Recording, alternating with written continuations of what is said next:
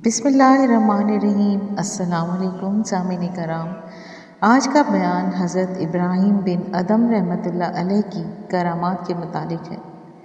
سامعین کرام، حضرت ابراہیم بن ادم رحمۃ اللہ علیہ ایک دریا کے کنارے بیٹھے تھے۔ آپ رحمۃ اللہ علیہ پہلے بادشاہ تھے اور پھر درویشی اختیار کر لی۔ آپ رحمۃ اللہ علیہ کے عمرہ میں سے ایک نے پہچان لیا اور آپ رحمۃ اللہ علیہ کی یہ حالت دیکھ کر حیران ہو گیا۔ اولیاء اللہ رحمۃ اللہ علیہ لوگوں کے دلوں کا حال جان لیتے ہیں، اس لیے اولیاء اللہ رحمۃ اللہ علیہ کے پاس جا کر برے وسواس کو دل میں جگہ نہیں دینی چاہیے۔ سامعین کرام، لوگ احمق ہیں کہ دنیاوی بادشاہوں کے پاس تو اخلاص سے جاتے ہیں اور اولیاء اللہ کی محافل میں فاسد خیالات لے کر جاتے ہیں۔ حضرت ابراہیم بن ادم رحمۃ اللہ علیہ اس کے وسوسے کو جان گئے اور آپ رحمۃ اللہ علیہ نے اپنی سوئی جس سے گٹری سی رہے تھے وہ دریا میں پھینک لی۔ پھر دریا سے سوئی واپس مانگی تو مچھلیاں سونے کی لاکھوں سوئیاں لے کر سطح آب پر نمودار ہوئیں۔ آپ رحمۃ اللہ علیہ نے فرمایا کہ مجھے تو اپنی وہی سوئی چاہیے۔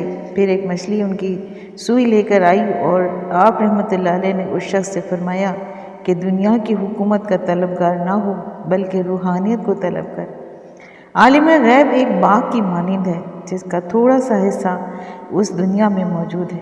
عالم غیب ایک مغز ہے اور یہ دنیا اس کا ایک ادنا سا چھلکا ہے۔ اگر عالم غیب کے باغ میں قدم نہیں پہنچتا تو اس کی خوشبو حاصل کرنے کی کوشش کرو اور عاشقوں کی صحبت میں رہو، اور جب عالم غیب کی خوشبو کو پاؤ گے تو روح عالم غیب کی جانب کھنچے گی اور بالآخر سینے میں تجلیات الہی کا ظہور ہوگا۔ حضرت یوسف علیہ السلام کی قمیص میں وہی عالم غیب کی خوشبو تھی جس سے حضرت یعقوب علیہ السلام کی آنکھیں روشن ہو گئی تھیں اور ان کی بینائی واپس لوٹ آئی تھی۔ یہی عالم غیب کی خوشبو حضور اکرم صلی اللہ علیہ وآلہ وسلم نے نماز میں محسوس کی اور فرمایا کہ نماز میری آنکھوں کی ٹھنڈک ہے۔ لطائف سطح قلب، روح، نفس، سر، خفی، اخفی ایک دوسرے سے ملے ہوئے اگر مصفح ہو جائیں تو دوسرے بھی غذا حاصل کرتے ہیں۔ قلب کو ذکر کی غذا ملتی ہے تو دوسرے لطائف بھی اس سے متاثر ہوتے ہیں۔ آنکھ متاثر ہوتی ہے تو اس سے دل بھی اثر پکڑتا ہے، پھر دل میں کیفیات اخلاص، صدق اور عشق پیدا ہوتی ہے۔ سامعین کرام، اسی طرح عشق سے اخلاص پیدا ہو تو دیگر حواس بھی متاثر ہوتے ہیں اور ان میں وصل محبوب کا ذوق پیدا ہو جاتا ہے۔ اسی طرح رحمت خداوندی سے عالم غیب کا ایک تعلق قائم ہو جاتا ہے۔ ہر لطیفہ دوسرے لطائف کے لیے جنت الفردوس کے عرفان کا پیغام بری کا کام دینے لگتا ہے۔ اسی طرح لطائف کے باہمی تعلق میں کسی قسم کی تعویل کی کوئی گنجائش باقی نہیں رہتی۔ جب مرید کے حواس شیخ کامل کے حواس کے تابع ہو گئے تو آسمان و زمین تک شیخ کامل کے تابع ہو جائیں گے۔ چھلکا بھی اسی کی ملکیت ہوتا ہے جو مغز کا مالک ہوتا ہے۔ سامعین کرام، جسم اور روح کی نسبت ویسی ہی ہے جیسے کہ آستین اور ہاتھ کی۔ عقل اور روح کی مخفی ہونے میں فرق ہے اور عقل روح کے اعتبار سے زیادہ مخفی ہے۔ روح دوسری روح کو جلدی پہچان جاتی ہے اور عقل دیر سے۔ ہر انسان نے آقائے دو جہاں حضور اکرم صلی اللہ علیہ وآلہ وسلم کی عقل کو جان لیا اور ان کو عقل مند کہا، لیکن بے شمار لوگ آپ صلی اللہ علیہ وسلم کی وحی کی استعداد کو نہیں جان سکے، اور وحی کی استعداد کی بھی کچھ علامات ہیں اور چونکہ وہ نادر ہوتی ہیں اس لیے عقل ان کو نہیں پہچان پاتی اور ان علامتوں کو جنون کا اثر سمجھتی ہے اور حیران ہو جاتی ہے۔ سامعین کرام، حضرت موسیٰ علیہ السلام نے حضرت خضر علیہ السلام کے کاموں کو مناسب نہ جانا اور ان پر اعتراض کیا۔ اسرار غیبی کو سمجھنے میں حضرت موسیٰ علیہ السلام جیسے عظیم پیغمبر کی عقل ناکام ہو گئی تو ہم جیسوں کو اس کا ادراک کیسے ہو سکتا ہے؟ تحقیقی علم والا خاموشی سے اللہ تعالیٰ کے ساتھ خرید و فروخت میں مصروف رہتا ہے اور اللہ تعالیٰ نے مومنوں سے ان کے جان اور مال کو جنت کے عوض خرید لیا ہے۔ ہر علم کا خریدار اس کے لیے مناسب ہے۔ حضرت آدم علیہ السلام کے علوم کے خریدار فرشتے تھے، نہ کہ دیو، پری اور جن لوگوں کا تعلق سفلی علوم سے ہے ان کا تعلق چوہے کے علم کی مانند صرف خوراک کی تلاش ہے، لہٰذا ان کو اتنی ہی عقل عطا کی گئی ہے۔ دنیا کو اگر زمین کی ضرورت نہ ہوتی تو زمین کبھی نہ بنتی۔ اگر دنیا کو آسمانوں کی ضرورت نہ ہوتی تو ان کو بھی ہرگز پیدا نہیں کیا جاتا۔ سورج، چاند، ستارے سب ضرورت کے تحت ہی پیدا کیے گئے ہیں۔ اشیاء کے وجود ان کی ضروریات کی شدت کی وجہ سے ہے۔ بس تم اپنے احتیاج اور ضرورت کو بڑھاؤ تاکہ رحمت الہی جوش میں آئے۔ دنیا کا یہی دستور ہے کہ جب تک فقیر اپنی مجبوری اور ضرورت کا اظہار نہیں کرتا اس کو کچھ عطا نہیں کرتا۔ عالم ناسوت میں پھنسے ہوئے اگر ضرورت محسوس کریں تو اللہ تعالیٰ ان کو نور بصیرت عطا فرما دیتا ہے۔ جب ان کو نور بصیرت عطا ہو جاتا ہے تو ان کی پرواز عالم لاہوت کی جانب شروع ہو جاتی ہے اور پھر ان پر اسرار الہی کھلنا شروع ہو جاتے ہیں اور وہ بلبل کی مانند نغمہ سرائی کرنے لگتے ہیں، اور جسم اور روح کی نسبت اگر مفہوم سے ہوتی تو صرف اس قدر جیسے کہ پانی کی نہر یا پرندے کی گھونسلے سے ان کا تعلق حقیقت میں غیر معلوم ہے۔ روح کی اس قوت فکریہ میں ہمیشہ اچھے اور برے خیالات آتے جاتے ہیں۔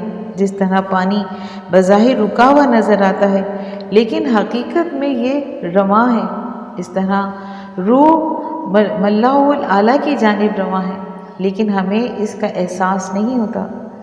سطح آپ کی روانی خس و خاشاک کے گزرنے سے نظر آتی ہے۔ اس طرح روح کی قوت فکریہ کی سطح پر جو چھلکے ہیں وہ غیبی پھلوں کے چھلکے ہیں۔ ان پھلوں کی مغز غیب میں تلاش کریں، لامحالہ اس کا کوئی منبع ہے۔ عام عارفوں کی ارواح کی روانی تیز ہے، اس لیے اس پر غم و غصہ کے خس و خاشاک زیادہ دیر تک نہیں ٹھہرتے۔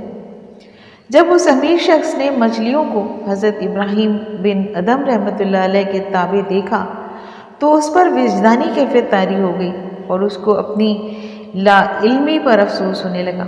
پہلے اس کے دل میں وسوسہ آیا کہ فقر اختیار کرنے میں حیرانگی کا اظہار کرنے لگا، پھر جب اس پر اصرار کا دروازہ کھل گیا اور وہ ان کے عشق کا دیوانہ ہو گیا، اگر مرید فیض حاصل نہ کر سکے تو اس میں شیخ کامل کا کچھ نقصان نہیں۔ سامعین کرام، شیخ کامل تو ازلی دریا ہوتا ہے، کوئی پیاسا رہے تو اس میں کوئی کمی نہیں آتی۔ بعد ایک آگ کی صورت اور شیخ کامل ایک آب کوثر ہے۔ پانی آگ کو ختم کر دیتا ہے اور آگ ہرگز پانی کو نقصان نہیں پہنچا سکتی۔ شیخ کامل میں ایوب ڈھونڈنے والا در حقیقت جنت میں کانٹے تلاش کرتا ہے، حالانکہ کانٹا تو وہ خود ہے۔ شیخ کامل میں ایوب تلاش کرنے والا خود عیبدار ہے۔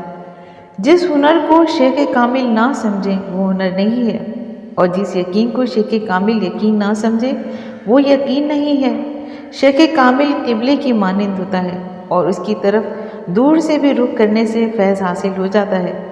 گدھا دلدل میں پھنسا ہو تو نکلنے کی کوشش کرتا ہے، اور یہ دنیا بھی دلدل ہے، اسے نکلنے کی کوشش کرتے رہنا چاہیے۔ اگر کوئی بدعملی سے نکلنے کی کوشش نہیں کرتا تو وہ گدھے سے بھی بدتر ہے۔ سامعین کرام، مولانا محمد جلال الدین رومی رحمۃ اللہ علیہ اس حکایات میں حضرت ابراہیم بن ادم رحمۃ اللہ علیہ کی کرامات بیان کرتے ہیں۔ حضرت ابراہیم بن ادم رحمۃ اللہ علیہ بلخ کے بادشاہ اور عظیم المرتبت حکمران تھے، اور ایک مرتبہ آپ رحمۃ اللہ علیہ محو خواب تھے کہ چھت پر کسی کے چلنے کی آہٹ محسوس ہوئی۔ آپ رحمۃ اللہ علیہ نے آواز دی کہ پوچھا کہ کون ہے؟ جواب ملا کہ میں آپ رحمۃ اللہ علیہ کا شناسہ ہوں اور چھت پر اپنے اونٹ کی تلاش میں آیا ہوں۔ آپ رحمۃ اللہ علیہ نے فرمایا کہ چھت پر اونٹ کس طرح آ سکتا ہے؟ جواب ملا تو پھر آپ رحمۃ اللہ علیہ کو تخت و تاج میں اللہ کیسے مل جائے گا؟ یہ جواب سننا تھا کہ آپ رحمۃ اللہ علیہ پر خوف طاری ہو گیا، اور دوسرے دن آپ رحمۃ اللہ علیہ اپنے دربار میں موجود تھے تو ایک شخص دربار میں آیا اور اس شخص کا جلال دیکھ کر تمام حاضرین پر اس کا روب طاری ہو گیا۔ آپ رحمۃ اللہ علیہ نے اس سے دریافت کیا کہ وہ کون ہے اور یہاں کیا کرنے آیا ہے؟ اس شخص نے کہا کہ وہ مسافر ہے اور یہاں قیام کرنے کی نیت سے آیا ہے۔ آپ رحمۃ اللہ علیہ نے فرمایا کہ یہ سرائے نہیں، محل ہے۔ اس شخص نے آپ رحمۃ اللہ سے سوال کیا کہ آپ رحمۃ اللہ علیہ سے قبل یہاں کون آیا تھا؟ آپ رحمۃ اللہ علیہ نے پوچھا کہ میرے باپ دادا۔ غرض اسی طرح وہ آپ رحمۃ اللہ سے آبا و اجداد کا پوچھتا گیا۔ آخر میں اس شخص نے آپ رحمۃ اللہ علیہ سے دریافت کیا کہ آپ رحمۃ اللہ علیہ کے بعد اس تخت پر کون بیٹھے گا؟ آپ رحمۃ اللہ علیہ نے جواب دیا کہ میرا بیٹا۔ اس شخص نے اس بات پر سر ہلاتے ہوئے آپ رحمۃ اللہ علیہ سے فرمایا کہ پھر یہ محل نہیں سرائے ہے جہاں کچھ دیر کے لیے لوگ آتے ہیں اور قیام کر کے چلے جاتے ہیں۔ یہ بات کہہ کر وہ شخص غائب ہو گیا۔ حضرت ابراہیم بن ادم رحمۃ اللہ علیہ ابھی رات والے واقعے کو بھلا نہیں پائے تھے کہ یہ واقعہ پیش آیا۔ یک کے بعد دیگرے ان واقعات نے ان کو سوچنے پر مجبور کر دیا، اور انہی واقعات کے دوران ایک مرتبہ آپ رحمۃ اللہ علیہ کا شکار کے لیے اپنے وزیروں کے ہمراہ جنگل میں گئے۔ دوران شکار ایک ہرن کے تعاقب میں آپ رحمۃ اللہ علیہ اپنے ساتھیوں سے بچھڑ گئے۔ بلاخر جب تعاقب کرتے ہوئے ہرن کو پکڑ لیا تو ہرن حکم ربی سے گویا ہوا، اور اس نے اللہ تعالیٰ کی حمد و ثنا بیان کرنے کے بعد کہا کہ اے ابراہیم رحمۃ اللہ علیہ، کیا تم کو اسی کام کے لیے پیدا کیا گیا ہے؟ حضرت ابراہیم بن ادم رحمۃ اللہ علیہ نے جب ہرن کا کلام سنا تو آپ رحمۃ اللہ علیہ نے اس وقت توبہ کی اور تخت و تاج چھوڑ کر دنیا سے کنارہ کشی اختیار کر لی۔ سامعین کرام، حضرت مولانا محمد جلال الدین رومی رحمۃ اللہ علیہ بیان کرتے ہیں کہ مرشد کامل سے فیض حاصل کرنے کے لیے خلوص کا ہونا ضروری ہے، اور انسان کو چاہیے کہ وہ اپنے گناہوں پر نادم ہو اور اپنے بدعمالیوں سے نکلنے کی کوشش کرے، وگرنہ وہ گدھے سے بھی بدتر ہے جو دلدل میں پھنسا ہو تو اس میں سے نکلنے کی کوشش کرتا ہے، جبکہ یہ اپنی بدعمالیوں پر توبہ کرنے اور ان پر نادم ہونے کو تیار نہیں ہے۔ سامعین کرام، امید کرتی ہوں کہ آپ کو آج کا بیان پسند آیا ہوگا۔ اگر آپ کو آج کا بیان پسند آیا ہے تو آپ اپنے چینل فضائل اسلام کو لائک اور سبسکرائب کیجیے، اور ساتھ لگے بیل آئیکن کو پریس کیجیے تاکہ آئندہ آنے والی ایسی نئی اور معلوماتی ویڈیوز کا نوٹیفیکیشن آپ کو سب سے پہلے ملے۔ شکریہ۔